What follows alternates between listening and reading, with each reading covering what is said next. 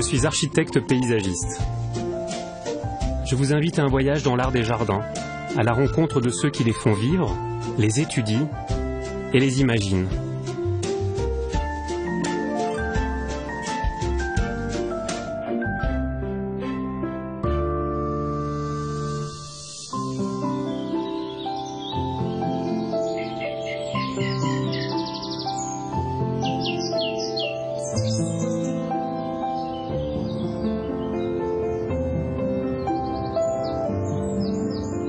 Un jardin de style anglais sur la côte normande.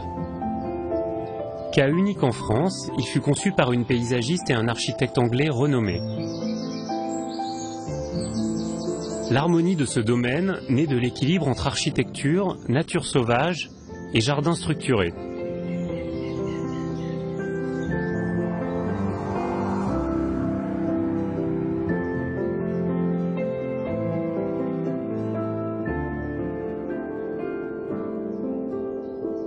Au XIXe siècle, Guillaume Mallet acquiert un vaste terrain vierge dominant la mer. Pour l'aménager, cet amateur passionné fait appel à Gertrude Jekyll, l'une des plus célèbres paysagistes anglaises du début du XXe siècle. Elle réalisera ici son seul jardin en France. Peintre de formation, elle conçoit ses projets selon un calendrier de floraison précis et des choix colorés minutieux. Ainsi, le jardin apparaît comme un véritable tableau fleuri du printemps jusqu'à la fin de l'automne. Arrière-petit-fils de Guillaume Mallet, Antoine Bouchaillé-Mallet, architecte, est le conservateur du bois des Moutiers. Nous sommes à Varengis-sur-Mer, juste en face du New Haven. Il y a la Manche qui est entre les deux. Et vous avez cet exemple complètement unique, je dirais en France en tout cas, de cette collaboration inouïe de cet architecte qui s'appelait Edwin Lutyens et de cette paysagiste ô combien connue qui s'appelait Gertrude Jekyll, tous les deux relativement jeune, lui avait 29 ans, on parle de 1898, le tournant du siècle, l'époque où on était juste après l'industrialisation, et Gertrude Jekyll, elle était un peu plus âgée, elle avait 49 ans, et c'était le tout début de leur collaboration qui est maintenant reconnue mondialement. La plupart des exemples de leur collaboration se trouvent en Angleterre, en Écosse, en Irlande, mais ici c'est le seul exemple. Hugh Johnson, le fameux journaliste anglais, dit que le bois des Moutiers est un jardin du Sussex en vacances sur les côtes françaises. Alors ce serait trop facile de dire que l'architecte fait le bâtiment, Jekyll fait le jardin, c'est beaucoup plus complexe que ça, beaucoup plus flou, la limite entre ces disciplines.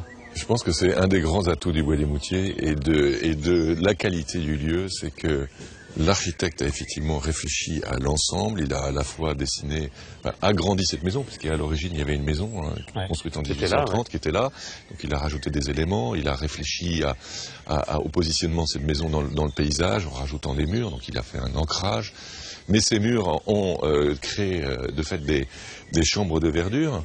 Donc il a commencé déjà à réfléchir au jardin en installant l'emplacement des jardins. Et puis Gertrude Jekyll est intervenue dans les espaces qui étaient préservés pour elle.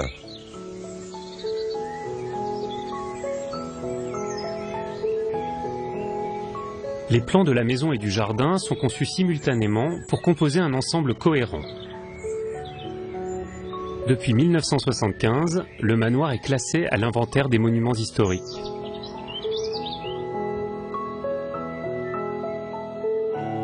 La cour d'entrée constitue l'axe majeur de la partie structurée du jardin, flanqué à droite par le jardin d'allée et à gauche par le jardin du cadran solaire. Un axe perpendiculaire sous une pergola permet de distribuer les autres jardins et d'atteindre la terrasse. Le parc, constitué d'une prairie dégagée puis d'un vaste sous-bois jardiné, descend en pente douce et s'ouvre progressivement vers la mer.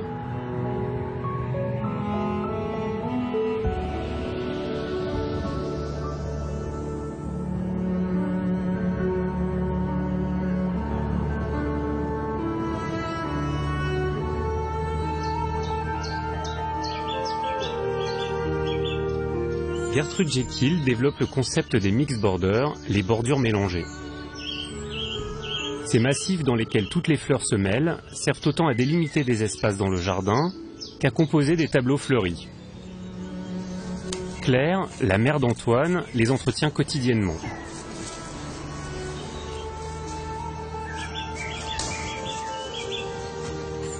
Vous n'allez pas y arriver toute seule, là. C'est pas possible. Je suis toujours amateur d'aide. Et là, il y en a un paquet. Les roses rugosa, c'est des roses qui refleurissent tout le temps, mais il faut les éplucher. Là, moi, j'aime bien ce coin-là du jardin. Oui. Parce qu'on a les campanules, là, dans mon dos. Oui. Et je trouve qu'elles évoquent bien le travail du mix border de Gertrude Jekyll. Les mix borders, c'est ces contrastes de plantes, les contrastes de feuillage, les contrastes de texture, de forme, couleur. Très important, Jekyll, elle lit un chimiste. Oui. C'est la loi du contraste simultané qui lui explique comment une couleur contre une couleur fabrique une autre couleur. Eh oui, voilà. Absolument. Et donc là, si on n'avait pas eu ce verre d'eau, là, par exemple, oui. Juste derrière la campanule, on n'aurait pas la même couleur et naturellement, de cette campanule. C'est un faire-valoir, ouais. En fait. Mais, et ces mix borders ont été faits pour la première fois en France. Parce que au Bois des Moutiers. Au Bois des Moutiers et en France. L'autre point que j'aime bien, c'est qu'il y a quand même des campanules là que vous avez laissé pousser à droite à gauche, mais parce que vous lui laissez beaucoup de liberté à ce jardin. Ah ben absolument, parce qu'on considère que la nature fait le meilleur de travail. Ouais. C'est-à-dire que tout d'un coup, il y a une petite euphorbe qui apparaît, elle est belle. Oui, alors et surtout, elle bouge pas, quoi. Attention, ouais. Il faut la garder. Il faut la garder. La nature participe et si elle n'était pas là pour nous aider, je ne sais pas si on arriverait vraiment à faire de la beauté. Ouais.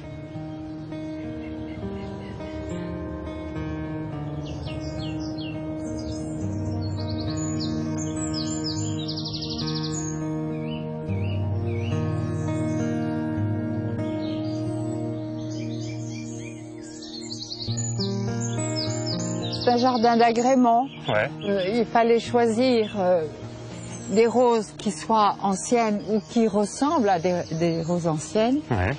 Et dont les couleurs se répondent sans se heurter, avec des feuillages qui de temps en temps les réveillent ou les mettent en valeur. Alors voilà, elle est belle, hein. Elle s'appelle Cuisse de nymphe. C'est une très vieille rose, vous voyez, elle date de 1797. Ouais. Elle sent très bon. Elle ne remonte pas, mais elle fleurit longtemps. Alors, elle, on veut bien la prendre.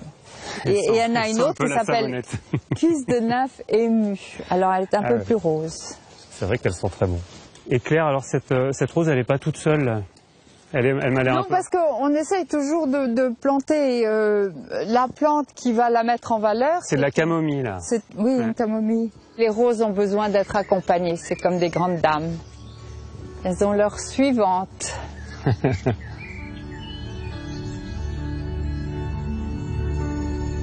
La paysagiste Gertrude Jekyll et l'architecte Edwin Lutyens travaillent ensemble sur de nombreux projets dans un même esprit Arts and Crafts, un mouvement artistique anglais. Dans le manoir, le salon de musique est emblématique de ce style très apprécié à la fin de la période victorienne. Alors là, ce qui est fascinant, c'est qu'on a deux fenêtres, une qui donne sur le grand parc, qui est grande, qui est large, qui fait rentrer la lumière, et une beaucoup plus resserrée, mais du coup qui s'adapte à l'échelle du plus petit jardin. Complètement. C'est l'idée du Bois des Moutiers. Tout est dans le tout. C'est une conversation entre intérieur, extérieur, extérieur, intérieur. Et l'intérieur est le reflet de l'extérieur. Il y a quand même quelque chose de fascinant. Moi, je ne peux pas m'empêcher d'aller voir ces poignées parce que elles sont vraiment typiques de l'art and craft. Elles sont là, elles sont d'une grande modestie. Et pourtant, c'est un travail d'artisan exceptionnel. Ben, je crois que vous avez utilisé les bons mots, parce que modestie, travail, savoir-faire, modestie des lignes, simplicité des formes. Il fallait que ce soit simple. Donc là, j'ai une main avec une paume, un bout de pouce. Voilà, il faut avoir un petit peu d'expérience. C'est vrai que moi je suis droitier, ça marche, il faudrait aller de l'autre côté pour... ça marchera peut-être ça marche pas forcément. Pour moi, les deux grandes phrases qui reflètent le mouvement Arts and Crafts, c'est form follow function. Donc la forme suit la fonction. Et useful is beautiful. Ce qui est utile est donc beau. On est donc dans quelque chose qui est le prémisse du design. Mais ce qui est beaucoup plus raffiné, et ça c'est vraiment pour moi la signature du mouvement Arts and Crafts, c'est qu'une fois qu'on a raconté quelque chose avec son savoir-faire, on va pouvoir rentrer dans le concept.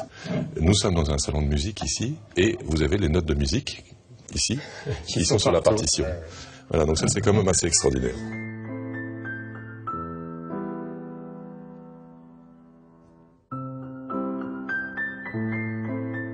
mes grands-parents étaient quand même très spirituels.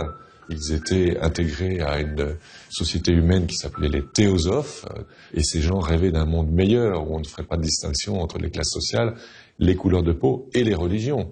Et quand le Bois-les-Moutiers a été créé, mes grands-parents étaient très impliqués dans cette société, et je pense que l'architecte et la paysagiste l'ont bien compris, et on va le retrouver dehors, puisque dehors, vous avez une quantité de symbolique qui nous prouve que ce lieu a été réalisé dans ce but précis.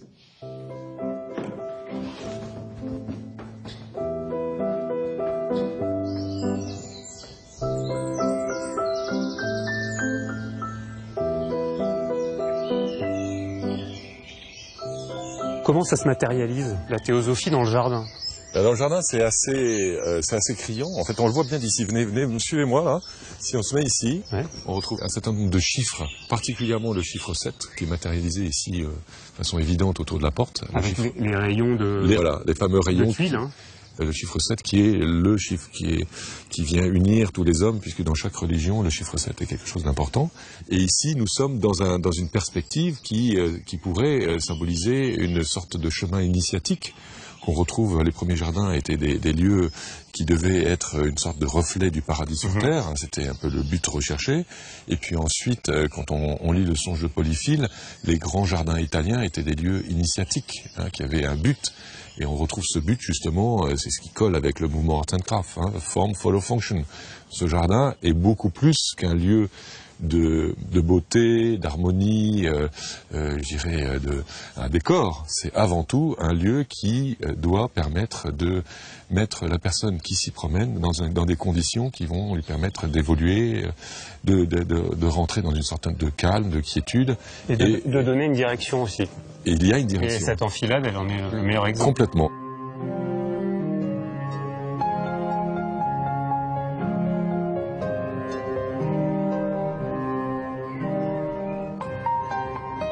Les 12 hectares du parc qui prolongent la maison furent entièrement plantés par Guillaume Mallet.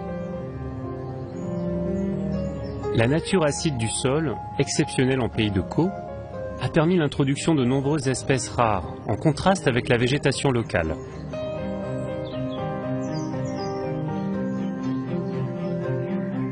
Rhododendrons de l'Himalaya, azalées de Chine ou érables du Japon ont nourri l'imaginaire d'Alice Mallet lorsqu'elle était enfant. Bon, Alice, qu'est-ce que c'est que ce cercle, là, ce cercle d'if autour de nous? On n'est pas au Bois-des-Moutiers, là? On est entre les Celtes, les Romains, et je suis sûre que le nombre d'ifs était important. Les cercles d'ifs, ça a des références historiques, mais je pense qu'ici, ça a été réadapté et réinterprété. C'est un terrain de jeu?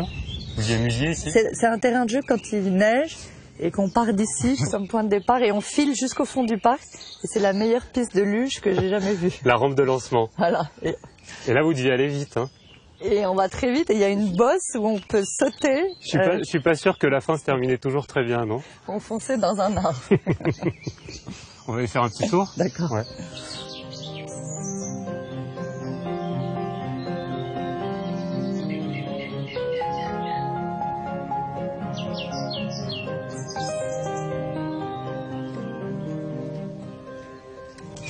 Alors là, j'adore parce que les érables japonais, ils ont été plantés comme si on était au beau milieu de la forêt. Ils ont l'air d'être complètement spontanés.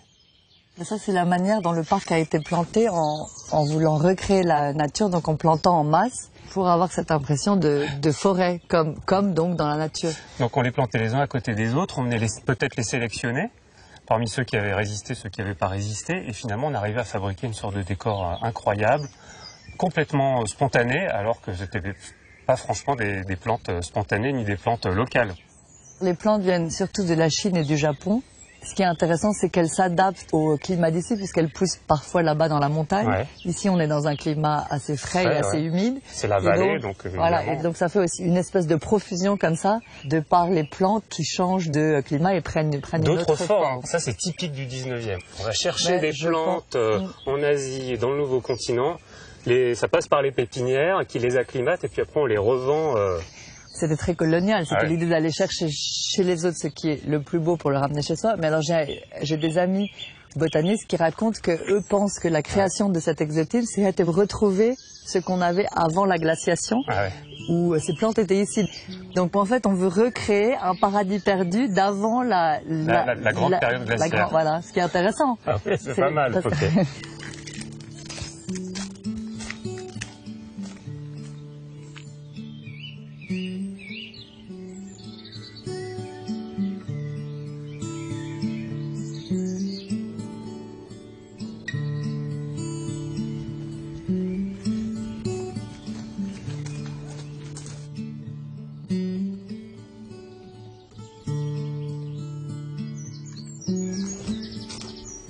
Ah, c'est des Gunnera immenses là, ils font 3 mètres de haut.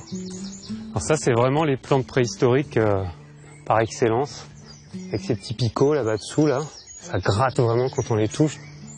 Quand on était enfant, on s'en servait comme mes parapluies, on se mettait en dessous et puis il y avait le bruit des gouttes qui tombent. Elles devaient te paraître 2 fois plus grandes quand t'étais enfant. Elles étaient géantes. Alice au pays des merveilles. Oui c'est ça, c'est Alice au pays des merveilles, complètement. Alors ça, c'est des plantes généralement qu'on installe à côté d'une source d'eau, parce qu'elle a vraiment besoin d'avoir les pieds dans l'eau. Et alors c'est une plante qui grandit presque d'un coup. Je crois qu'en 2 mois, elle atteint cette taille-là. Et je pense même qu'elle peut être encore plus grande. Ça devient vraiment spectaculaire. Et généralement, on les touche pas. Quand on va les visiter dans les parcs, quand on les voit dans les grands parcs, c'est l'endroit qu'on peut pas toucher, quoi. Moi, je suis content de les caresser.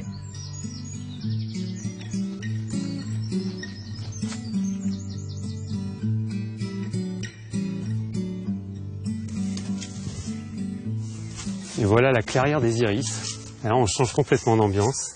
La vallée des iris. La vallée des iris, avec de la lumière. Iris japonais, encore une fois.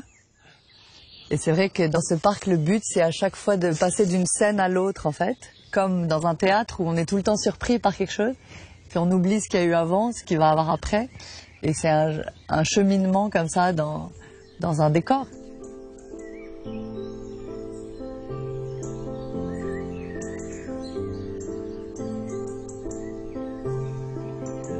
Louis Bénèche est un paysagiste renommé. Il conçoit et réaménage des jardins dans le monde entier.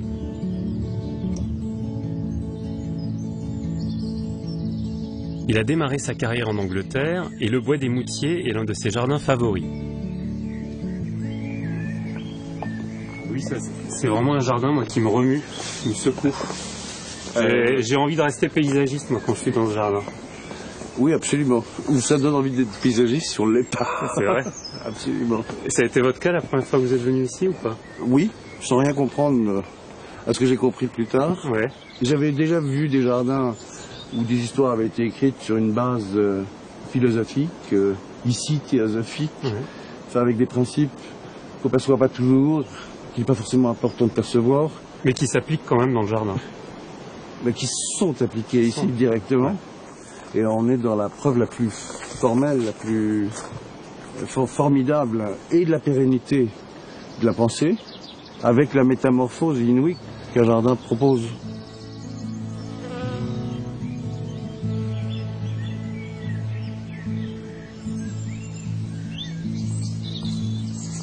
Là, pour moi, c'est vraiment la perception parfaite du Bois des Moutiers. C'est vraiment cette image-là que je vais garder en mémoire, je crois. Oui, c'est des pentes. Ouais. Ici, ce qui est intéressant, c'est qu'on est dans une poche de lumière. Il y a plusieurs générations d'arbres. Il y a ceux qui étaient là avant l'horticole, qui sont les chênes et les châtaigniers. Puis on a ajouté un groupe fort de cèdres. Ici, là. Oui, et qu'on voit de la maison aussi. Le chèvrefeuille. Le chèvrefeuille qui part à l'assaut des cèdres, donc des parfums aussi. C'est un jardin où il y a plein de parfums. Et puis les petites touches de verre avec les fougères. Ce que j'aime bien, c'est qu'on est dans un sous-bois, dans une clairière, mais que c'est clairement jardiné, quoi. C'est entretenu. C'est entretenu et jardiné. Et ça a été composé.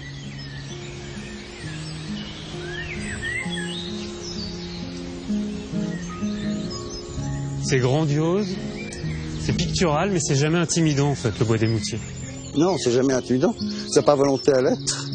Il y a une échelle qui fait qu'on n'est pas dans de la modestie, mais on est dans du rêve, de l'introspection, de la douceur, de la promenade, du temps du regard. Et on est à l'opposé du jardin de pouvoir, à l'opposé du jardin dominé. On est dans le jardin plaisir, on est dans le jardin de douceur et de rêve.